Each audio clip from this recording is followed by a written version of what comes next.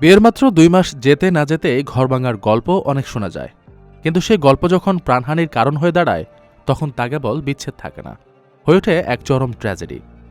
ভারতের কর্ণাটকে ঘটে যাওয়া এক মর্মান্তিক ঘটনায় স্ত্রীর পরকীয়া ও প্রেমিকের সঙ্গে পালিয়ে যাওয়ার গ্লানি সইতে না পেরে আত্মহত্যা করেছেন স্বামী হরিশ। তবে ট্র্যাজেডি এখানেই শেষ হয়নি। লোকলজ্জা আর অপরাধবোধ থেকে আত্মহননের পথ বেছে নিয়েছেন এই বিয়ের মধ্যস্থতাকারী ঘটক রুদ্রেশ।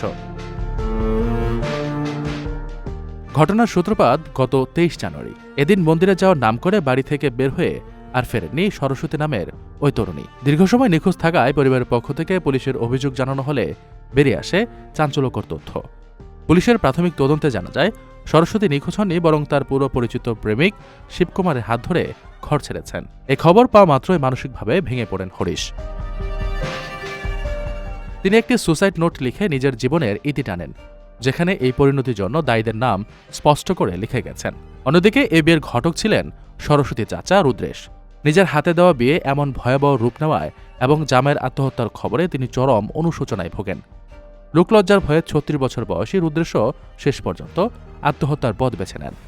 পুলিশ জানিয়েছে বিয়ের আগে থেকে সরস্বতীর সম্পর্কের কথা জানতেন হরিশ, তবুও পরিবারের সম্মতিতে রুদ্রেশ এই বিয়ের আয়োজন করেছিলেন।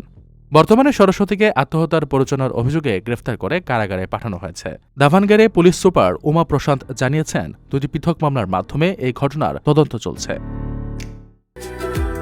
6 ফেব্রুয়ারি প্রবাসী সিটি সাইট অফিসে আয়োজন করা হয়েছে ইনভেস্টর্স ফেয়ার 2026।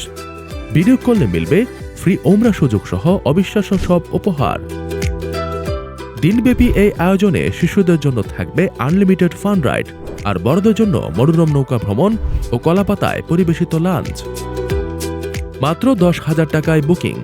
আরও বিস্তারিত জানতে যোগাযোগ করুন স্ক্রিনে দেওয়া নম্বরে।